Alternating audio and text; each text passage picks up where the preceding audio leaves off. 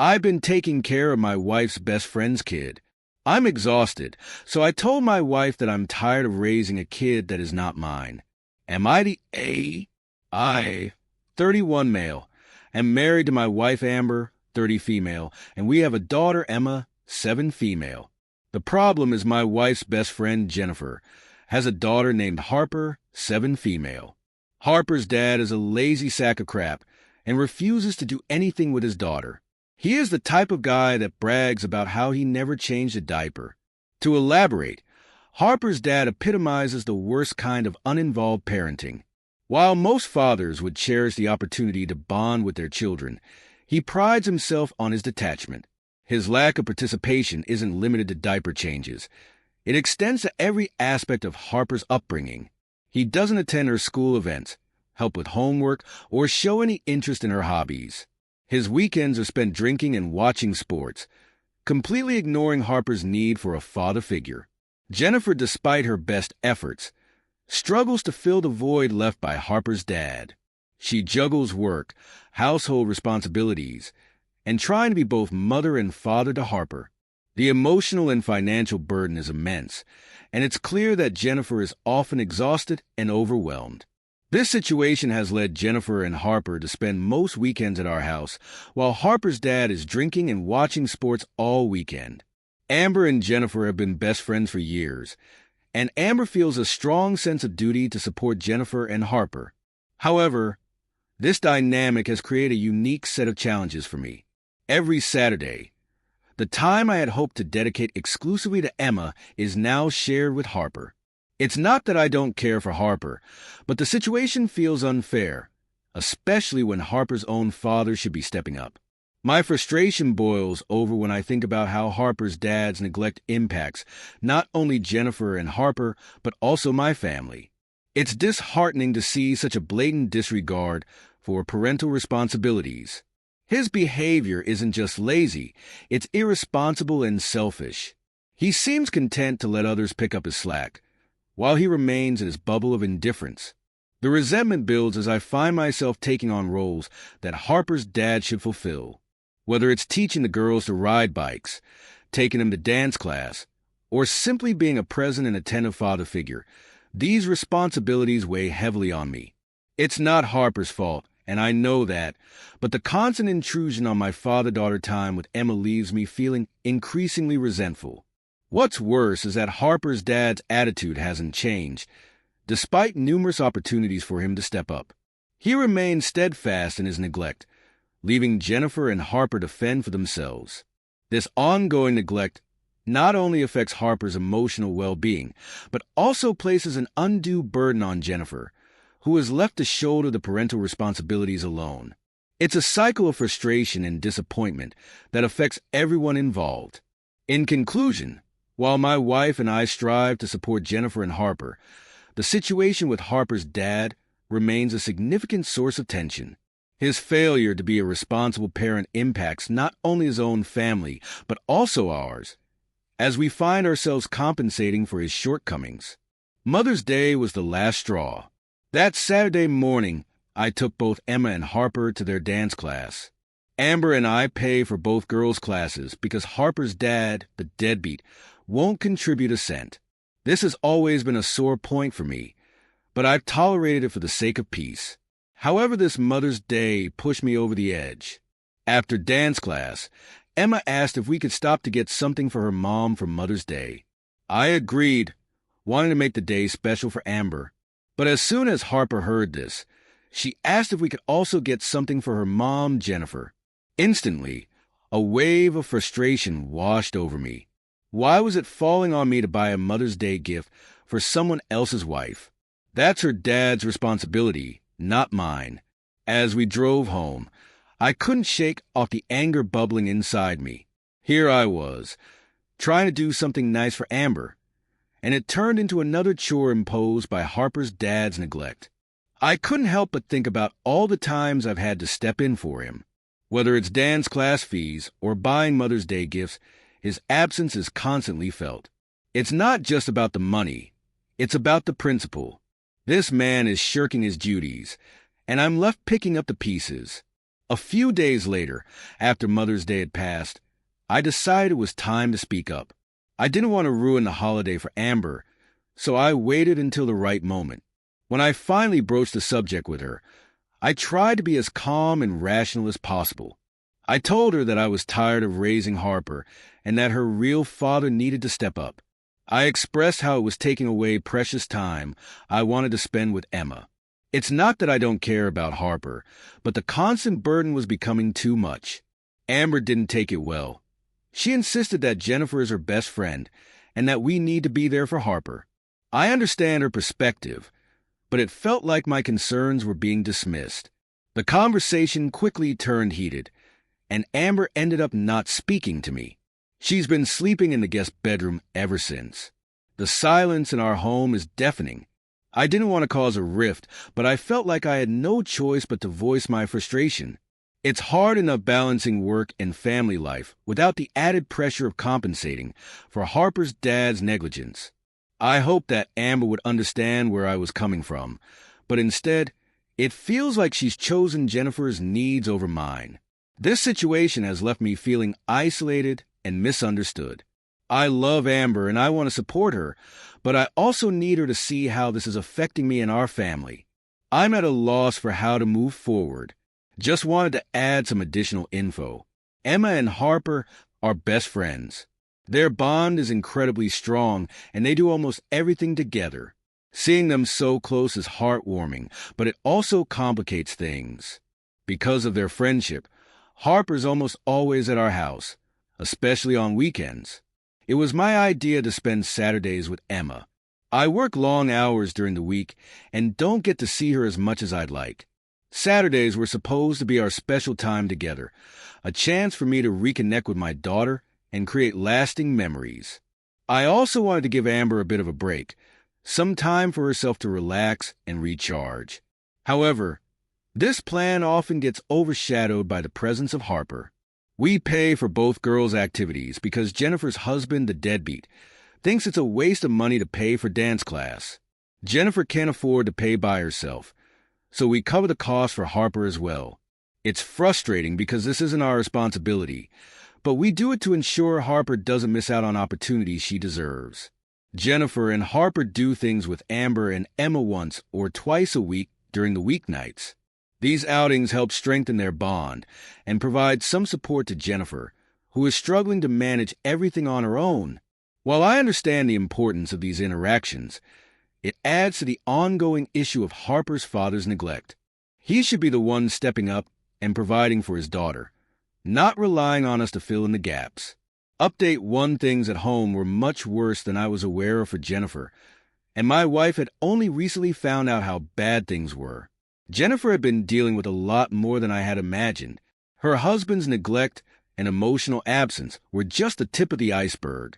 The situation was dire, and Jennifer was struggling to keep it all together for Harper's sake. Mother's Day was the straw that broke the camel's back for Jennifer as well. She grew up in a family that believed you must stay together for the kids, no matter what. But when Harper came to me for a Mother's Day gift, Jennifer had a revelation.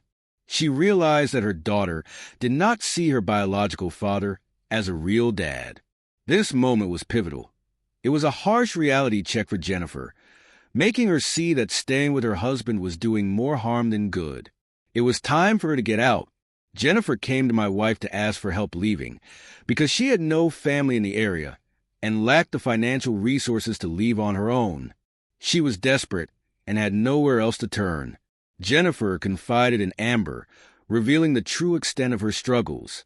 She was trapped in a toxic and neglectful environment, and the situation had reached a breaking point. Amber, always the compassionate friend, was deeply moved by Jennifer's plight. She knew that Jennifer needed support and a safe place to stay. So, the night my wife was going to ask me if we could help Jennifer is when I, completely unaware of the depth of Jennifer's situation, told her I was tired of raising someone else's kid. My frustration with Harper's father's negligence had built up, and I vented to Amber without realizing the full picture. That's what caused Amber's strong reaction. The Saturday after our initial argument, Jennifer did not come over and Emma went to her grandparents. This break from the usual routine gave Amber and me a chance to have a long, uninterrupted discussion about what was really going on. Amber shared everything she had learned about Jennifer's dire circumstances. The gravity of her situation hit me hard.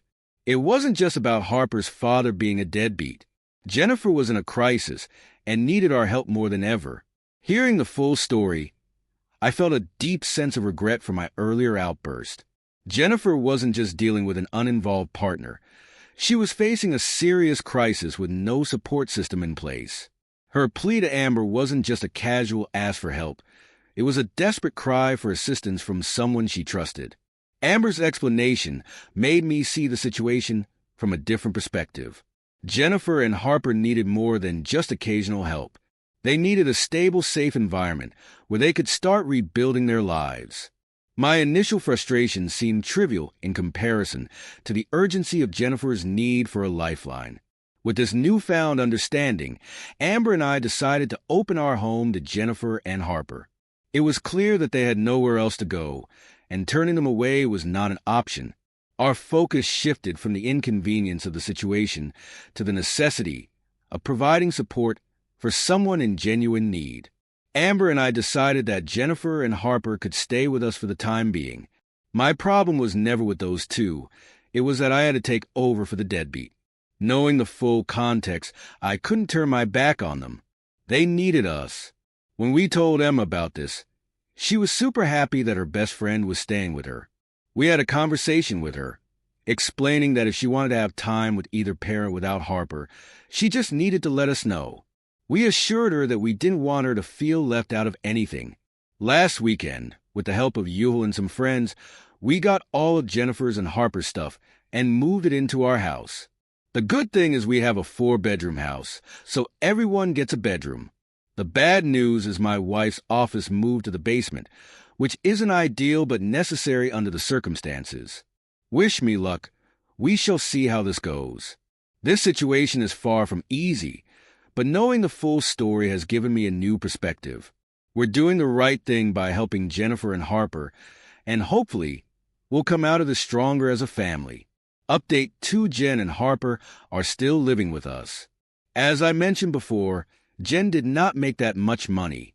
She worked as a phlebotomist for our local health network, which didn't pay well enough to support herself and Harper independently. Despite her dedication and hard work, the financial strain was a constant burden. The good news is that with the current nursing shortage, the health network introduced a program that pays for employees to go to nursing school. This opportunity was a lifeline for Jen. She was able to start the program at the end of August. It was a significant step forward for her, offering a chance to improve her financial situation and secure a better future for herself and Harper. However, the program came with its own set of challenges. It's an 18-month intensive course, and participants are only allowed to work 20 hours a week while enrolled. This meant that Jen's already tight finances would be stretched even thinner during this period. She would need to juggle studying, limited work hours, and caring for Harper, all while living with us. The arrangement we came to was that once Jen graduates, she will move out. This plan gave her a clear goal to work towards and provided a timeline for us as well. It's a challenging path, but the end result would be worth it. Jen's graduation is expected to be next May, which feels both far away and just around the corner. In the meantime, our household dynamics have to adapt to accommodate Jen's rigorous schedule. She spends most of her time either studying or working her reduced hours. It's a demanding routine, but she's incredibly determined and focused on making it through the program. The support system we provide is crucial, giving her the stability and peace of mind she needs to concentrate on her studies. We've all made adjustments to help Jen succeed. Amber and I take on additional responsibilities to ensure that Harper's needs are met and that Jen has the space and time to study. It's a team effort, and while it's not always easy, we all understand the importance of what Jen is working towards. The prospect of Jen becoming a nurse is a beacon of hope. It promises a better future for her and Harper, free from the financial insecurities that have plagued them. While the present situation is tough, the light at the end of the tunnel keeps us all motivated. We look forward to celebrating her graduation and the new opportunities it will bring for her family. In the meantime, the divorce with Deadbeat is still ongoing. Once he found out he was going to have to pay child support, he tried every dirty, nasty trick he could think of. It's been a nightmare for Jennifer, who already has enough on her plate with nursing school and caring for Harper. Deadbeat's tactics have ranged from delaying court proceedings to making false accusations against Jennifer. He's done everything he can to avoid his financial responsibilities, dragging out the process as long as possible. Each new trick he pulls seems designed to make Jennifer's life more difficult and stressful. For example, he's constantly failing to show up for court dates, forcing them to be rescheduled and prolonging the whole ordeal. He's also tried to claim that Jennifer is an unfit mother, despite having no evidence to back up his accusations. These claims are baseless, but they add emotional strain and complicate the legal proceedings. Every time Jennifer thinks she's made progress, Deadbeat throws another wrench into the works. It's exhausting and demoralizing, but she remains determined to see it through. She knows that getting the divorce finalized and securing child support is crucial for Harper's well-being and their future stability. The legal fees are piling up and the financial strain is intense, especially with Jennifer's reduced work hours due to nursing school. We do our best to support her emotionally and financially, but it's a heavy burden. The uncertainty of not knowing when the divorce will be finalized adds to the stress. Despite the challenges, Jennifer remains resolute. She's focused on her goals, completing nursing school, securing a stable income, and ensuring a better life for Harper. It's a difficult road, but she's not facing it alone. We're here to help her navigate the twists and turns of this prolonged and bitter divorce battle. It's a frustrating situation for all of us. The sooner the divorce is finalized, the sooner Jennifer and Harper can move forward without the shadow of Deadbeat looming over them. My wife is doing good. She is happy she is helping her best friend.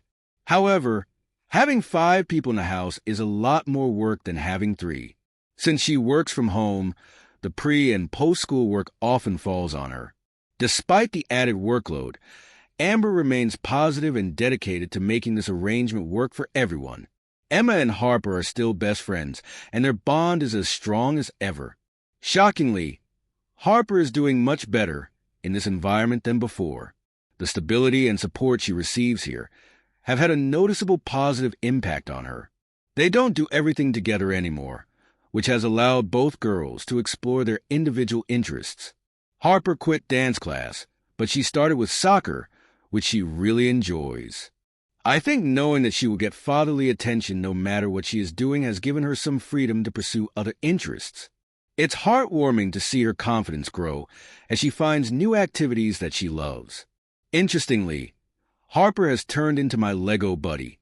Emma never had any interest in Legos, but Harper and I have done some nice sets together. This has become a special bonding activity for us. Building Legos not only provides a fun pastime, but also gives Harper the fatherly attention she has been missing. It's rewarding to see her enthusiasm and creativity flourish through our Lego projects. Amber and I work hard to balance our responsibilities and ensure that both Emma and Harper feel supported and loved. While the dynamics of our household have certainly changed, we're adapting and finding new ways to connect and spend quality time together. It's not always easy, but seeing the positive impact on Harper and the strong friendship between the girls makes it all worthwhile. Emma and I still have our daddy-daughter dates on the weekend. I still take her dance class, and she recently started taking fencing classes. Watching her learn to fence has been both exciting and a little intimidating. I don't know if I should be proud or scared that she could defeat me in a sword fight one day. It's incredible to see her develop new skills and interests, and our time together remains special and cherished. A year later, I think I am doing better. Having a plan with a timetable for Jen and Harper has relieved a lot of stress from my life. Knowing that there is an end goal in sight helps me manage the day-to-day challenges more effectively. The fact that I also don't have to see Deadbeat has been a significant relief. His absence from our lives has removed a source of constant tension and frustration. I also try to take a few hours a month for myself to do my hobbies. These moments of me time are crucial for my mental well-being and help me recharge. Whether it's working on a personal project or just relaxing, these breaks are essential in maintaining my balance. The bad part is I had thought that I was done with the portion of my life where I had roommates. Adjusting to having more people in the house has been challenging. While we all get along and support each other, the lack of privacy and the constant activity can be overwhelming at times. It will be a relief when Jenny gets her nursing job and or secures child support, so that Amber and I can stop footing the bill for so much. Despite the challenges, there have been many joyful moments. Watching Harper flourish in a supportive environment, seeing Emma and Harper's friendship grow, and even building Lego sets together. These small moments of happiness are precious. They remind me to appreciate the good amidst the difficult. In the midst of supporting others, I learned the importance of self-care. Taking time for my hobbies and personal interests has been crucial for maintaining my mental and emotional well-being. You can't pour from an empty cup. Taking care of myself enables me to better support my family.